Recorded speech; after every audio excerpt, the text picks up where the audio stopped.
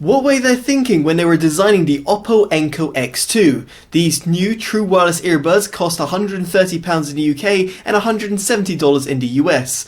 In this review I'll be talking about some of its flaws and of course some of the real competencies that it has, and also comparing it to some of its rivals. So to kick off, let's talk about connectivity. Now here these earbuds have Bluetooth 5.2, and in this respect I had no sorts of problems walking around 10 to 15 meters away from my source device, i.e. my smartphone.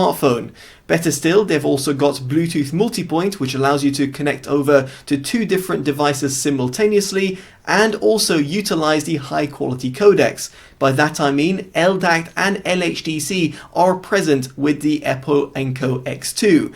Now the LDAC codec is going to be present on pretty much any Android device, while the LHDC will be present on a few finite devices such as, let's say, Oppo smartphones. You do also have SBC and AAC codecs to fall back on, for example if you're an iPhone user, or of course if you have a legacy Android device which might not support the higher quality codecs that I've mentioned. Now while all of that is very impressive, I did notice some intermittent issues, and here it came from the earbud just suddenly cutting out music and then reconnecting. It's not like they were disconnecting and reconnecting from my source device, but rather like the audio was kind of lost in transition. Now I actually did look for firmware updates, and I'm on the latest firmware update, at least at the time of filming, and ironically the latest firmware update actually tried to address some audio issues. Unfortunately it doesn't seem like they've completely ironed out all the bugs, so hopefully Oppo will actually look into this and upgrade the Oppo Enco X2 in future firmware updates. Now aside from this, you might be interested to know that both earbuds, in other words the left and right earbuds, can be used independently from each other, in other words from a mono format. Better still, they also do support ANC while using in a mono format, which is actually quite a rarity. Of course you do not have to have this functionality if you do not want to, as you can go through the app and disable ANC, again in a mono or indeed stereo format. The only complaint I had is that through the app, or indeed via the settings that I could find, there was no means of actually disabling the play and pause function as soon as the earbuds were taken out of my ear, and therefore it made it quite cumbersome. Each time I was taking one earbud out of my ear and popping it back into its case, I had to manually press play on my source device. This meant that it was a little less seamless when it comes to the transition between the left and right drivers, but potentially might not be a massive issue for some consumers out there. I'd be intrigued to know what you make of that in the comment section below. So with all of that in mind, let's get onto the sound quality of these earbuds. Now I should just re-emphasize that the use of the LDAC and LHDC codecs is certainly appreciated. In my case, I was able to utilize the LDAC codec with my Samsung Galaxy S10 Plus, and when comparing it to the AAC and SBC codec, I could really notice a difference. Effectively, my music sounded a little less compressed and just cleaner as such. Ultimately here what I'm trying to say is that if you can utilize LDAC or LHDC, you'll get the most out of these earbuds. Now aside from that, I should also mention that these earbuds use a dual driver design, more specifically an 11mm dynamic driver and a 6mm quad magnet planar driver, which is quite intriguing and the first of its kind, at least from as far as I'm aware. Now here, this is because that Oppo has paired up yet again with Dyne Audio. These audio specialists also designed the Oppo Enco X, the original model, and it's great to see that this partnership has continued. So what does this all mean in actual real practical terms? Well, let's break it down in terms of the sound frequency range. First off, in terms of the sub-bass tones, the Oppo Enco X2 do a stupendously good job, specifically for earbuds of a very small form factor, because here it's quite rare for earbuds of this case to actually extend very low. Thankfully, this is the case with these earbuds, and therefore means that if you're listening to very hearty R&B, D&B or EDM tracks, you're certainly going to be left with a smile on your face. Similarly here, the mid-bass tones are very impressive. They're very punchy, controlled, and don't sound overdone. While there is a lack of a personalized EQ through the app, and therefore not allowing you to customize all the different bands, I felt that the default EQ actually did a pretty good job in not overemphasizing the mid-bass tones and still keeping it in tune with the overall mid-range, in other words, not overpowering it. Now this does actually perfectly lead me onto its mids, and here I was actually taken back as how good they sounded. They're up there with some of the best earbuds that I've heard to date in terms of the overall mid-range clarity. Vocal tones in terms of the lower mids or even the upper mids do an excellent job, and here they even compare with flagship earbuds from the likes of Technics or even Sennheiser.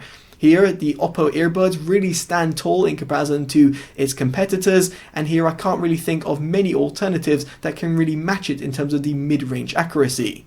Similarly, the highs do very well in terms of giving you that toe tapping feeling and don't sound too zingy and therefore too harsh on your ears. At least in my case, with my ears rolling off at roughly 16 to 17 kilohertz, I felt that these didn't give me any sort of ear fatigue and yet gave me that toe tapping feeling that I really like and give me that cymbals in certain more challenging tracks. So what about when it comes to its soundstage? Well, here I was similarly left pretty impressed. Now don't get me wrong, these earbuds won't give you the same sort of airy feel as some of the alternatives out there, specifically ones that have a larger housing. I found that from my own experience of reviewing just shy of 100 different True Wireless earbuds, that ones that have a slightly larger housing will provide you a little bit more of that airy sound, which might be something that you will be looking for, specifically if you are really only listening to live recordings. See here the likes of the Sennheiser CX Plus or the Cambridge Audio Melomania Touch or even the Creative Outlier Air V3 or even the Outlier Pros do a better job in providing that airy sound. But it's not to say that the Enco X2 are very much bad in this department, just that they will sound a little bit more closed and a bit more intimate. But that's not to be confused with the overall instrument separation, because here it's absolutely superb. You really do hear the instruments coming from left and right and being differentiated very well. You've got a good sort of sense of connection with the music that you're consuming, and therefore meant that no matter what I was putting through the Oppo Enco X2, I was just very much left impressed with the overall audio quality. So next up we get on to recording quality, and everything you can hear right now is coming directly from the Oppo Enco X2.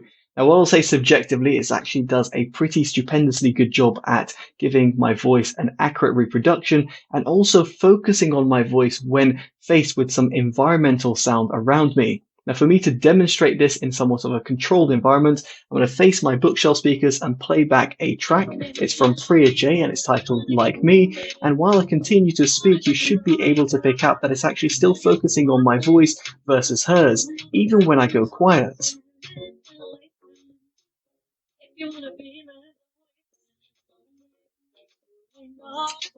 Now, while you might have still been able to pick up Priya J's vocals, it's certainly not pronounced, even when I'm quiet, therefore meaning that when your recipient is on a call and is able to, for example, speak while you are not speaking, it's not going to overly emphasize the environment around you, which is somewhat of a flaw of some of the other earbuds, which I'll demonstrate very shortly.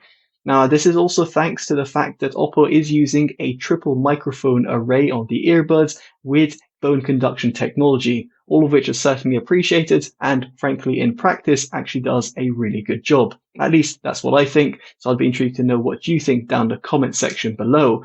Now, aside from this, I should also point out that Oppo have partnered up with Dolby Audio in order to provide binaural recording.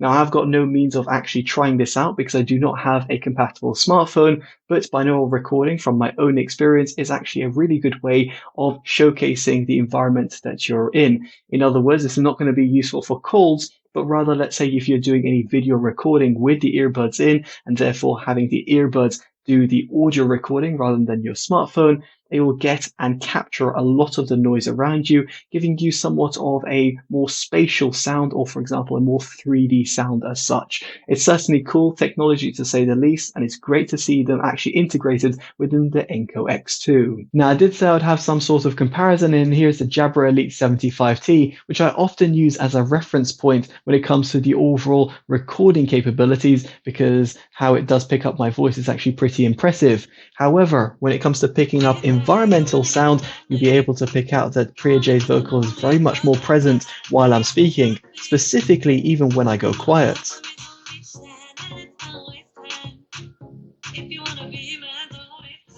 Ultimately, what I'm trying to highlight or re-emphasize is the fact that the Oppo Enco X2 are actually stupendously good when it comes to the overall recording capabilities, and specifically in a more real-life scenario, the calling a recipient is very much going to appreciate you having the Oppos in rather than some of the competitors out there, such as, let's say, the Jabra Elite 75T. So moving swiftly on, we get on to active noise cancellation, and indeed these earbuds do support it.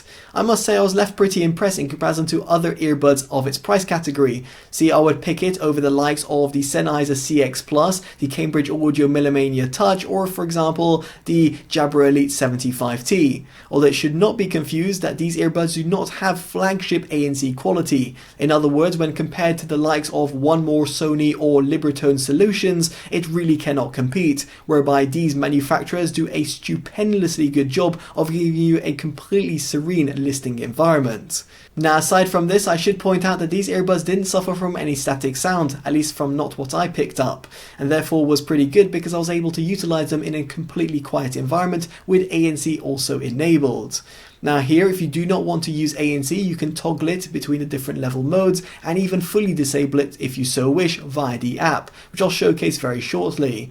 You do also have a transparency mode which can be handy in urban environments, and even a toggle that you can enable to allow you to emphasize the voices around you. Very handy if you're going in and out of a shop really quickly, so you can hear your surroundings and also the person who's speaking directly to you while the earbuds are still within your ear. So moving on, we get onto the app, and it's pretty sleek and stylish in terms of its interface. You've got the left and right earbud indicator and also the case. Then you've got the noise control, whereby through the noise cancellation modes you've got the different modes that you can select, including smart, and you can of course disable it altogether or go onto the transparency mode, which I did reference before, whereby you can even enhance voices, a very handy feature.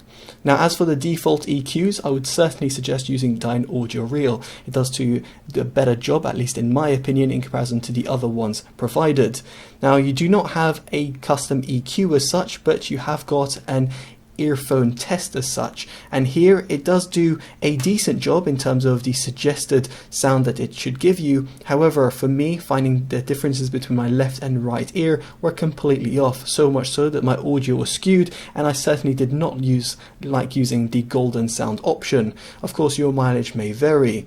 Simply, what I'm trying to say over here, it would have been great to see a regular EQ presented to consumers like myself.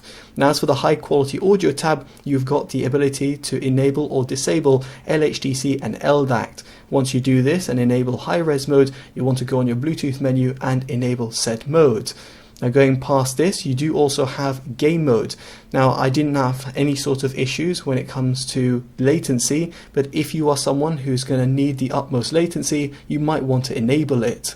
Speaking of which, you have got the ability to enable or disable Bluetooth multipoint, and you'll see the connected devices over here. And then finally, you've got an ear fit test and a firmware update option. It is a shame, however, that there's no ability, as I did mention prior in this video, to enable or disable the play and pause function. It would have been great to see that included, but alas, at the time of filming, it is not. Now this gets me onto the earbuds control. Now it's great to see you've got a degree of customization from the double, single, triple squeeze, or of course if you're going to be sliding, whereby the volume control actually does work pretty well, and you can adjust it independently from the left and right earbud, and also the squeeze and hold. However, when it comes to actually using the squeeze functionality, it is extremely cumbersome, specifically while you're on the go, as it's quite finicky.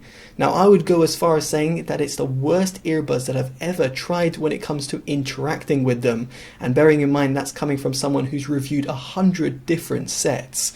Now I don't really know why Oppo have chosen this route, given that the Oppo Enco X, its predecessor, were actually really good when it comes to interaction. The touch sensitivity was done to perfection, and the slide functionality, which has come across to the Enco X2, does actually work really well.